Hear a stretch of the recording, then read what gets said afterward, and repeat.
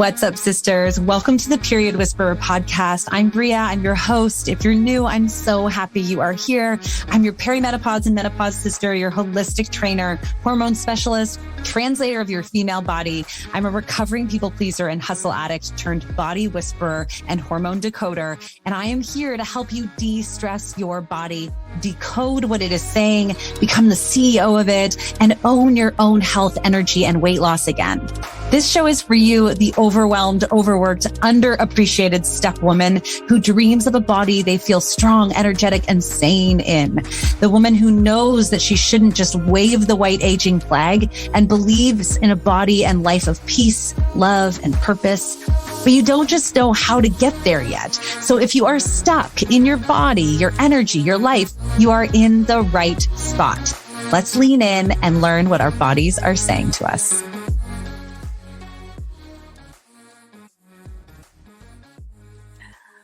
Hi, everyone. Welcome to the Period Whisperer podcast. This is your host, Bria, and I have a really special guest here for you today that I am excited to introduce you to. This is Jen, and she ultimately is an expert in helping you in loving yourself again and finding that self-love. And full disclosure, Jen and I have known each other for probably a decade. Has it been that long? Yeah. And I think we have both struggled in this area and, are constantly prevailing it and working on prevailing it. And I felt like it was such a relevant topic, and why I really wanted to have you on, Jen, for this podcast is that, when we're struggling in these pre-menopause and even post-menopause years, the imbalance of our hormones really almost highlights or puts a spotlight on the areas of our life that we're living out of integrity. So as much as we can eat as well as we want and move as well as we want, but inevitably there's parts of our lives that still need to be healed. And they usually come up in some level of resentment or some level of blocking or frustration. And a lot of it starts and ends with this self-love piece.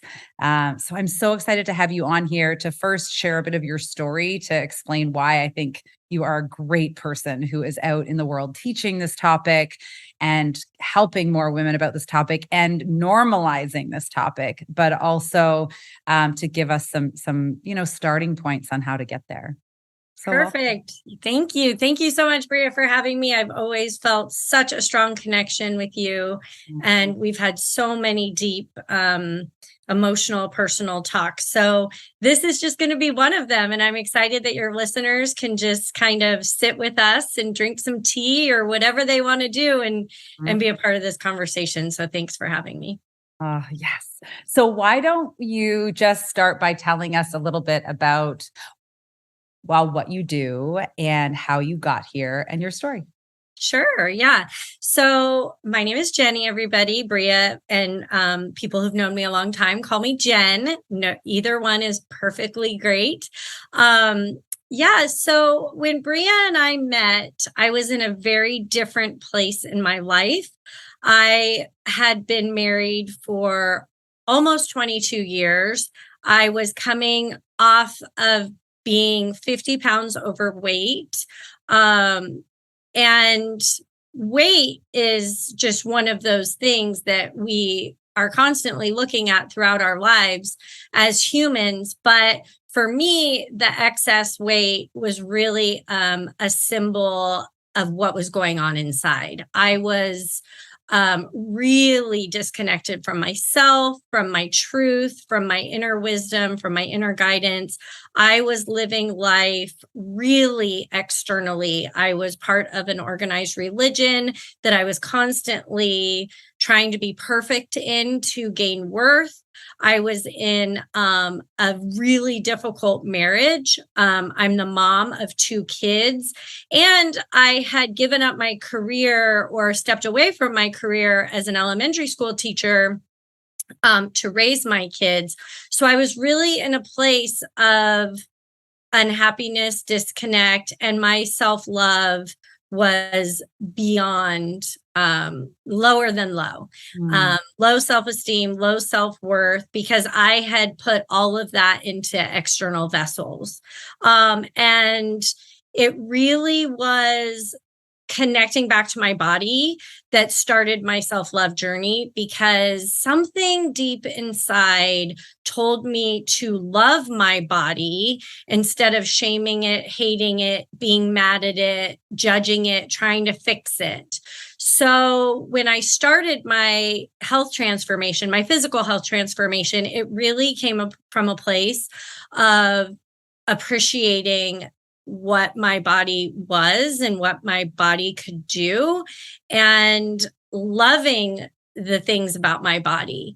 And my journey was beautiful. It was an internal and an external journey.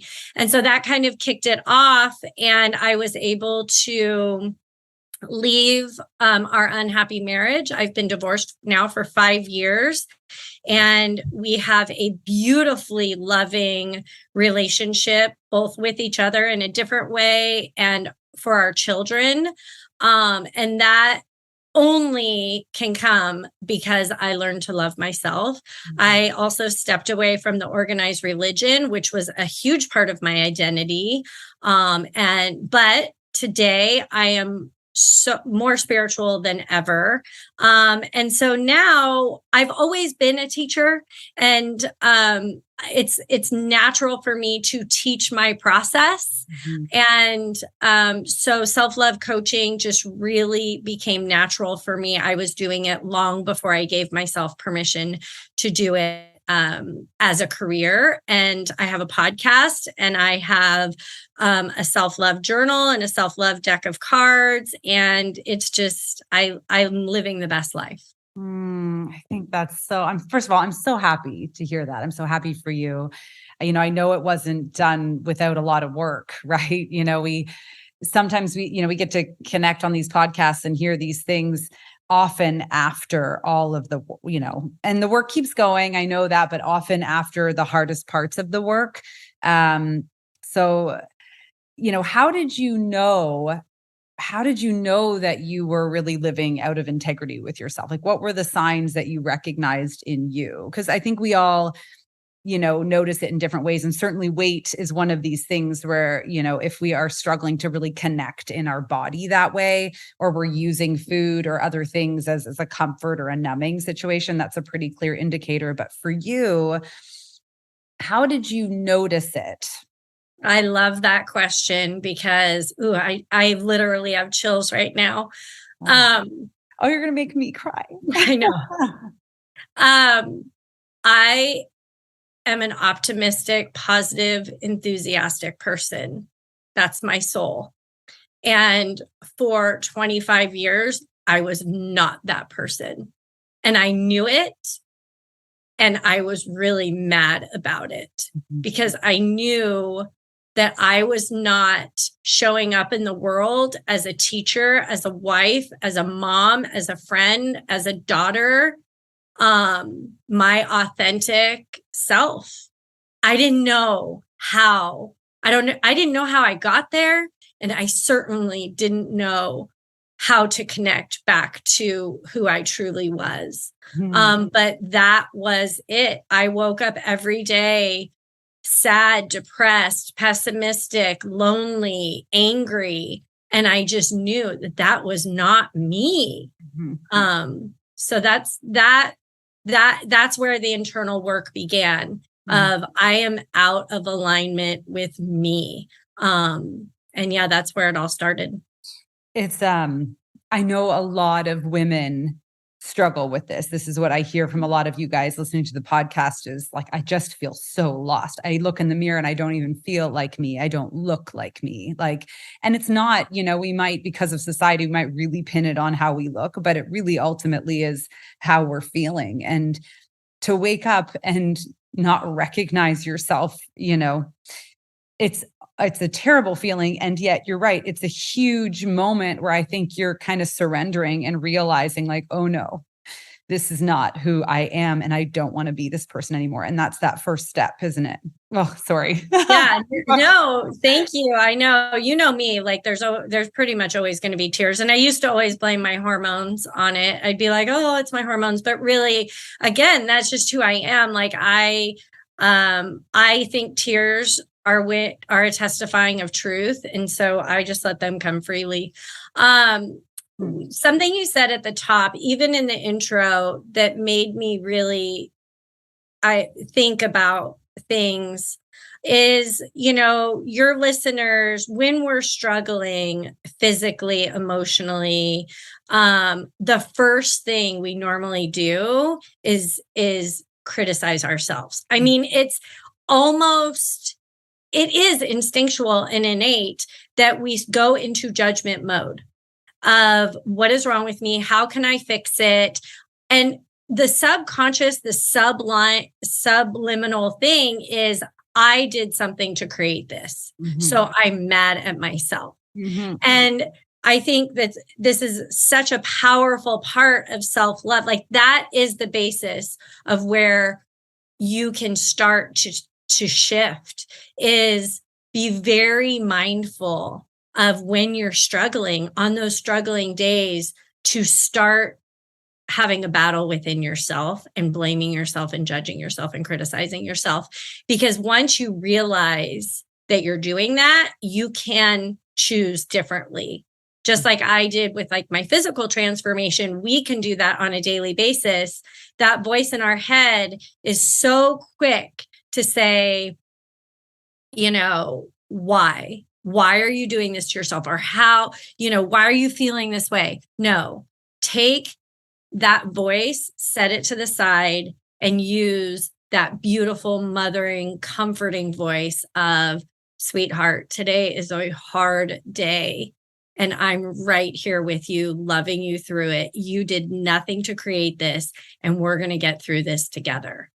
And that is like the number one thing that we can do and practice. And it's hard because we're human and that's not natural, to shift right away. Yeah. I was listening to a podcast the other day. I think it was the We Can Do Hard Things podcast. And they were talking about in codependency and how, people throw around this word gaslighting along. And ultimately, yes, it's a real thing, but nobody gaslights you more than yourself, pretty much. Like, and that's, we, and for people, who are struggling with this feeling of how did I get, this isn't me and how did I get here? But that like, it must be my fault. I think they also really struggle with like, I made this decision. I made this like I made my bed. Now I have to lie in it. And it's like, you don't. Well, and what I teach my clients and what I talk about a lot, in my community is the more that we're judging, criticizing, shaming, that is energy that is distracting us from healing and resting and growing.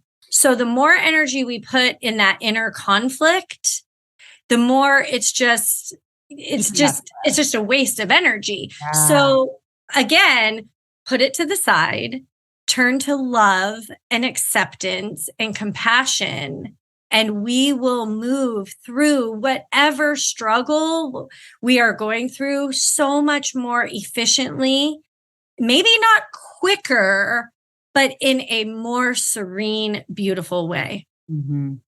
That's huge, I think, there, what you just said, because, energy is a commodity that we are all low on these days. And when our energy is focused in the negative, on the negative, like we have no energy left to move through it, to move to the next piece. So just that actual active practice of stopping and saying like, okay, I'm going to shift this mind. I'm going to shift these thoughts to another positive way so that I can get through it, because there's nothing I can do about this now. It's time to move on. That's a really unique moment right in there. So you're saying the first thing is to really shift and have more compassionate language with yourself, being more gentle. Does that seem correct? Yes. Yeah. Yes. And do you find like I think it's hard, for us to do that for ourselves. So I will say in this moment, one of the best things you can do for yourself, and tell me if you agree or not, this is when you either get a coach or get a therapist or get a something, because we do need someone to help us recognize when we're having those moments and give us permission to be kinder to ourselves, to let go and to move on. It's not natural. It's very natural for us to put our best foot forward in the relationships that we care about outside of ourselves. Mm-hmm. But this concept of our relationship with ourselves is very new and very unnatural. Our society has taught us that it's selfish, that it's egotistical, even narcissistic.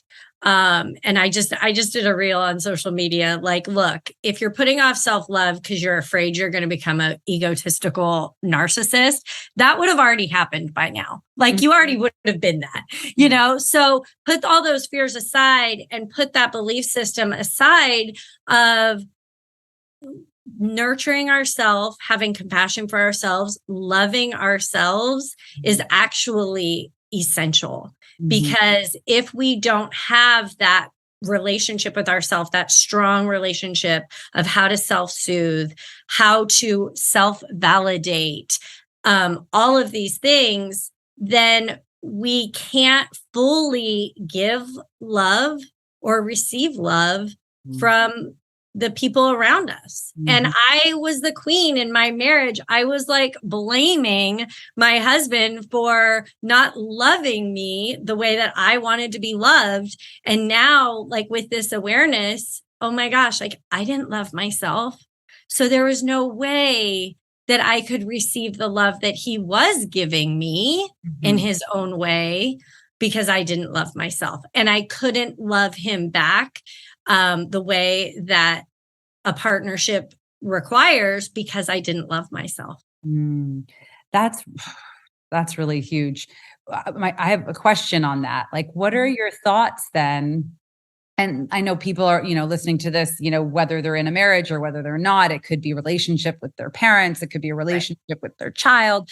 There are some relationships we cannot Divorce. Yeah. Some we don't need to divorce, right? Like there's relationships. It's not that that's the answer for everyone, but how does someone, focus on their personal growth and their self-love within the confines of these relationships versus outside of them? I love that question. Oh my gosh. The people that I work with one-on-one, none of them are single.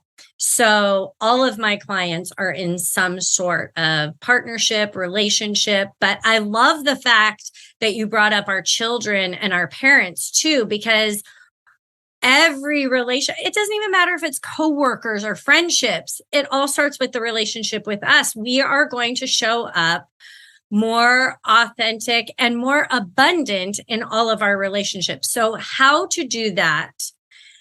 One of my biggest things as if we are moms or parents, and self-love is not just for women, it is for men as well, is how are our children going to learn to love themselves if we don't model it? We can't just say, love yourself unconditionally, sweetheart, if we are really awful to ourselves in front of them, or they can even, see. So it is essential if we are parents to love ourselves so that we can teach and model it to our children. But in like a romantic partnership, it really is about, I'm a big proponent of daily self-connection. So spending time with yourself, whether it's 10 minutes, 20 minutes, 30 minutes would be ideal, but connecting to yourself, knowing what you want, who you are, what your needs and desires are, and then you take it out into your relationship. So that way you can speak your truth in a loving way to your partner. You can set boundaries, which are very different than barriers. You learn to set boundaries through self-love. Once you have that strong self-connection and continue to do it on a daily basis, you can, I call it loving yourself first or loving yourself next to your partner. And because we have been trained to love others before we love ourselves. So are you self-sacrificing? Are you self-abandoning in your relationship? And every time we do that, we think it's in the name of our relationship, but really it's breaking down our own self-trust and our own self-worth when we do that.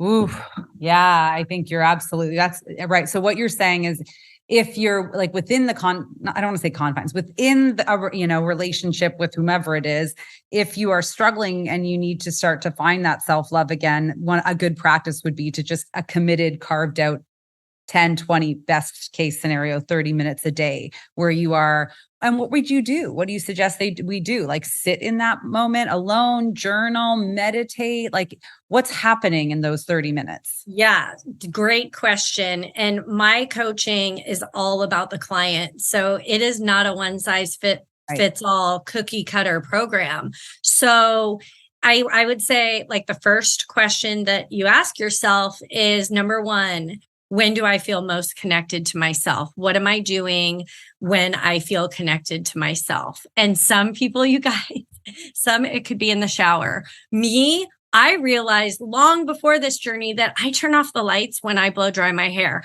I have no idea why I would do that. But then I realized when I blow dry my hair with the lights off, I am internal and I'm not thinking about my day, but I'm thinking about who I am and what I want for my day. So that's number one, is what do you do to feel connected to yourself? Some it's taking a nature walk. Some it's running. Some it's yoga. Some it's journaling. Some it's guided meditation, whatever it takes. And some people are, when I ask, when have you self-connected last? Like, when have you just been with yourself without any distractions?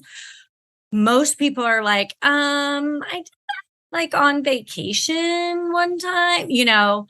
We are very disconnected from ourselves. The more we're connected to our devices, the more we are disconnected from others, but even more disconnected from ourselves. So I didn't totally answer that question because it really depends on the person. And what's so like huge about being disconnected from yourself is that it impacts every aspect of your life. Being disconnected from yourself means you're going to struggle to have pleasure. It means you're going to struggle to have sexual pleasure. Means you're going to have trouble, hearing what your body is saying when it's inflamed or hungry or not hungry or needs to rest. Like not only have we become so disconnected, but we actually really deny the needs of our body. Totally. I mean, this could go right into self-worth as well. I literally spent my whole decade in my 30s not having any sexual pleasure, no orgasms, but like no fun either. I wasn't having fun. When your self-love and your self-esteem and your self-image gets to a place, you lose your self-worth. Mm-hmm. And then it becomes, I'm not worthy of those things. That is a really scary place to be. But many of us have gotten there, and it's a very subtle slope. So I hope that this is kind of a wake-up call for anyone out there that's like, if you feel you are not worthy of good sex or good food or laughter, and I'm not talking like a vacation twice a year. We are deserving of this every day. Yeah. Like it is there for us, accessible for us every single day. Yeah. We are worthy of that. Yeah. Yeah. We've almost been, taught to like hustle or like what's the word? Like being so overproductive, like that self-sacrificing bit we've taught to like put everyone else ahead of us. We've almost forgotten what it even feels like to feel these things. And then it's like, geez, Louise, like how do I get back to this? How do I get, I ask women a lot, when was the last time, like, it's a very similar, I think a similar concept to what you're saying of self-connecting, but I'm like, when was the last time you laughed so hard you like cried or you like walked out, I always find when I go to a really good movie or a musical and you just feel the energy of like goodness of people around you, like that's when I can really feel connected to who I am. And if you haven't done that, you forget it's even possible for you. Totally. That is like how I got into coaching, because I was coaching so many people around me before I was ever a coach. Mm-hmm. And because people would say like, I don't even know who I am. I don't even know what I like. I don't even know what's fun for me anymore. And I had been there, and I just started saying like, well, find out. And so that's what I do with my clients. Like I have this tool called the Joy List. You're welcome to go visit my podcast. You can learn more about it. There's lots of reels about Joy List, but it's as easy as just like, be mindful of when you feel joy and write it down in your phone. Right. And keep an active list. I have white lights on one of my sailboats in my apartment because I realized in the moment that little white lights bring me joy. So I added it to my joy list. And then I have this awesome ship that my dad made for me. And I'm like, I'm going to add white lights to that. So having an active joy list of where you're intentional and mindful about when you feel joy and what you're doing in that moment, add it to the list. And then it's a beautiful tool because when we are having those low energy, low vibe days, we can go to our joy list and be like, what can I do? Oh, on my joy list, it's listen to this one playlist that I created that always makes me want to get up and dance. I could do that. And it's an energy shift. So that is one of my tools that I coach to reconnect back to who you are and what you like. And I have 4 pillars of self-love as part of my curriculum. And it's self-awareness, self-acceptance, self-compassion, and self-fulfillment. And the joy list falls under the self-fulfillment. I love that. It is a great tool because I think it is, again, it's that active practice of becoming aware of what it is that brings you joy so that you can foster that connection further and more, And that's connecting to yourself. Yeah.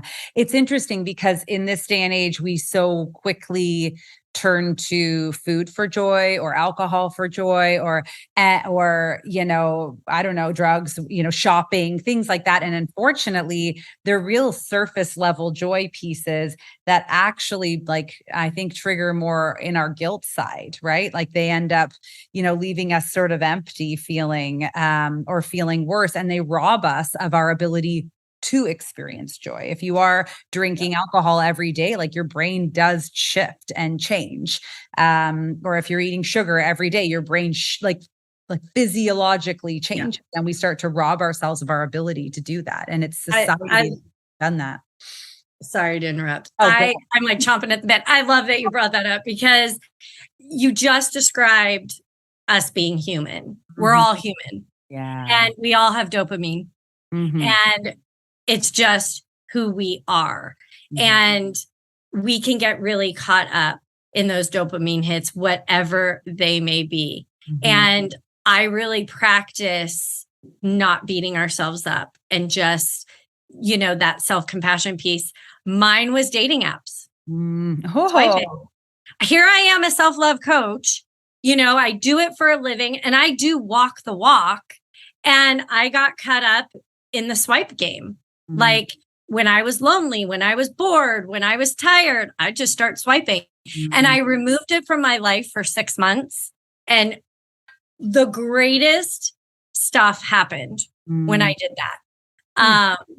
And yeah, so it's everywhere. So we just are mindful of external joy and pleasure is 100% okay.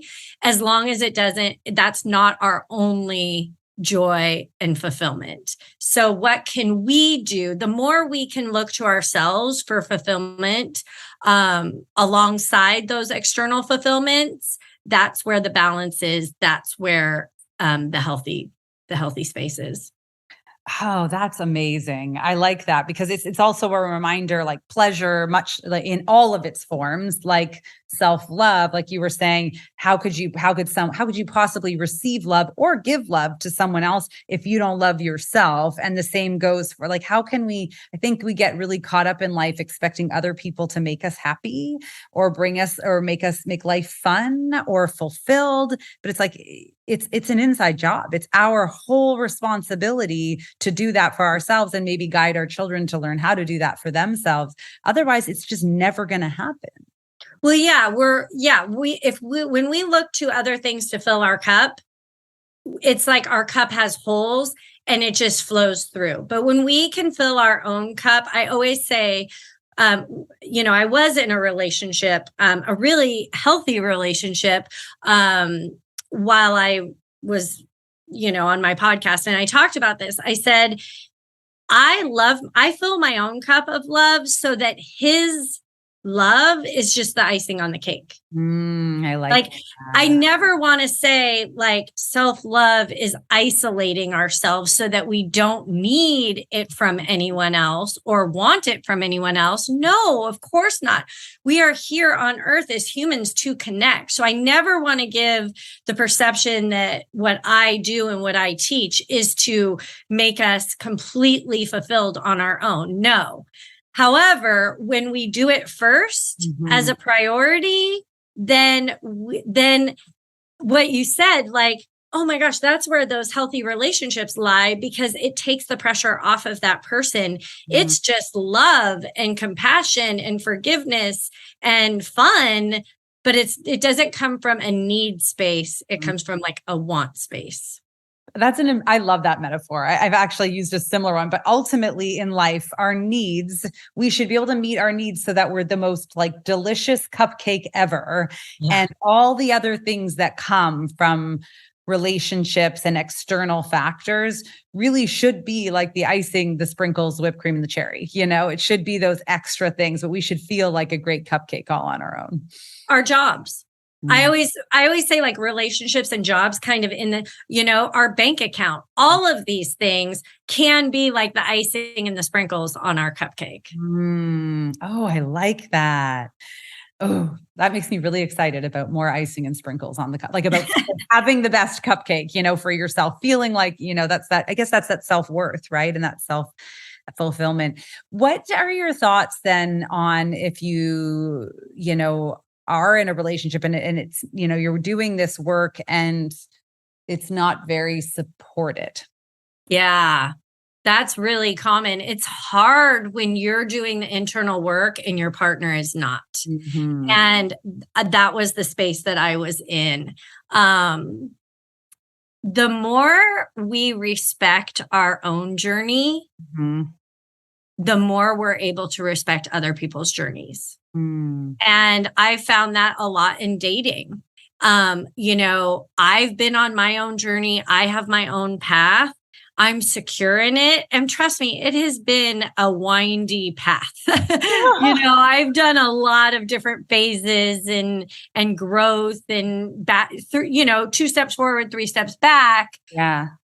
But I'm secure with that. And I have so much acceptance of myself and my own growth that when I come up with people that aren't because nobody's in the same space that we are. So to expect that is super unrealistic. So if you are in a relationship and you're doing work, the inner work, and your partner is not, first, I would do a gut check of, do I have unrealistic expectations of my partner?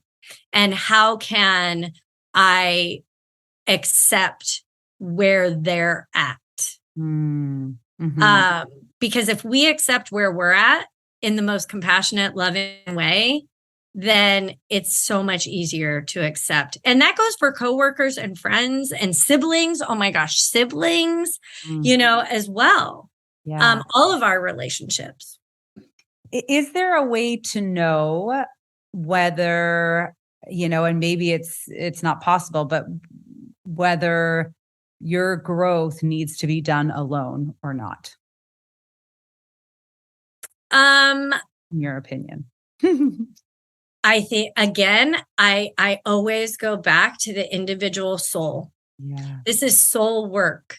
Mm. And I get asked a lot, is it time for me to leave this relationship?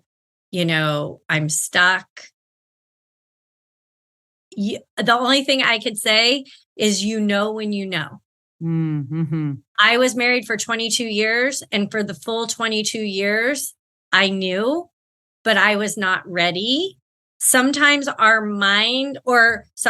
sometimes our gut, our soul knows something, but our hearts and our minds are not there yet. Mm-hmm. And so I always use the phrase with my clients, more will be revealed. Mm-hmm. If you don't have the answer now, don't search for the answer. Continue to do these practices that I teach, these self-love practices, and you will know when you know. You'll get an answer. Yeah. The alone part, that would be very specific to each person, I would say. Because it's an interesting thing, growth, right? When it comes to I'm sure in many ways, growing alone is like an unobstructed growth, right? You're only dealing with your own things. But actually the beauty of a relationship, or the relationships we have, is that it brings up the way areas that we need to grow in that we don't even realize without it. So without having these relationships, sometimes we want to look at it like we need these relationships in order to grow faster. Oh, 100. Oh my gosh. Like exclamation mark. That's why I never say don't date after a divorce or don't jump into a relationship, because you know what? There's going to be bumps and bruises and lots of, but that's all growth. Yeah. Like, Mm-hmm. yeah. Yeah. Now, it happens both ways. So I did all of that in dating and in a relationship. And that's really where I was able to heal a lot of my marital wounds, and all of that was in relationship and in dating. Mm-hmm. And then I took those 6 months off, and it was like a deeper source of growth and healing. But I wasn't ready to do that until I was ready to do it. So it really goes back to that self-connection. Like, we have the answers inside of us. And as a self-love coach, I don't tell my clients the answers. I guide them back to their internal wisdom and their compass of what is right for them. Because it literally, everybody's path, everybody's journey is different. And there is no right or wrong, good or bad. I love that. It's that, reminder that you said earlier on about, when you asked someone, when someone says to you, they don't even know how to connect with themselves. And you're like, well, it's time to figure it out. I mean, ultimately, the only way we lose is if we give up. And I think that is the risk that we get to at this age, is that we know we're intolerant of some things. This is kind of, they call it a midlife crisis. They call it, it's whatever you want to call it. But ultimately, your body is no longer tolerant of the things that you've been sweeping under the rug. And you could just like lay down and just accept it. But I think what we're hoping you don't do is that. Yes. And I got used to get really annoyed because self-love was such a cliche. Mm-hmm. And it was like, just love yourself, just fall in love with yourself. And I really created my podcast and all of my social media because I got sick and tired of hearing that, and nobody was talking about how. And I'm like, wait a minute, I'm that person. I can teach people not just to say, love yourself, but I can teach you how. And so I'm really specific about that. Like, I'm always giving practices and tools of how to do it. Mm-hmm. I love that, Jen. I can see why you are so successful at what you do and how you're able to help so many people, and to kind of move this into a really positive place again before we wrap up. Mm-hmm. I think one of the most powerful things that you have that we all need to remember is perspective, right? Mm-hmm. That we can go into life. We know when things are hard and we want to change, sometimes it can feel like we're climbing Mount Everest or we're about to climb. And you can either look at that damn mountain and be like, this is going to suck. Or we can say, this is going to be hard, but gosh, along the way, there's going to be a beautiful summit and a beautiful summit and a beautiful view. And, there's still a lot of positive perspective we can have along the way to getting where we want to go. And that's life. That is life for sure. I love it. Thank you so much. This was a beautiful conversation. I'm so excited. I feel like everyone, gets to walk away here with some really clear value around, the clarity of what self-love and self-fulfillment is, where to start with it, how to know, and where to go. And if they want to evolve this, they want to catch more of you, where is the best place for them to do that? Yeah, I was just thinking of, you were a guest on my podcast. So if your listeners haven't already listened, my podcast is called Falling in Love with Yourself. Yeah. And it's on, all podcast platforms. Bria was just a few episodes back, so you don't have to scroll down too far. I really hang out on Instagram. It's Jenny_Drake_. I do have a website, jenny-drake.com. I also do a free thing for my community, for my tribe. We have a private Facebook page. It's called the Falling in Love with Myself Tribe. And we meet on Zoom every Monday morning at 8 a.m. Pacific time. And we talk about self-love principles, and the women who have been consistent. It's now open to men, by the way. But the self-lovers who have been participating consistently. Self-lovers. I love that. You should hashtag that. Yeah. Self-lovers. That just came out. I don't even think I've ever used that, but, because now I really am. I have male clients and I have men in my tribe. And so, I'm still breaking the barriers of this. This applies to everyone. Anyway, come to Falling in Love with Myself Tribe Zooms Monday mornings. They are, I get teary just thinking about it, because it's such a beautiful way to start our week of being intentional in a self-loving way.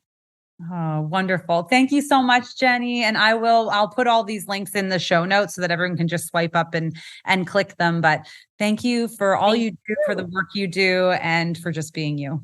Thanks, Bria. Love you. Love you. Bye.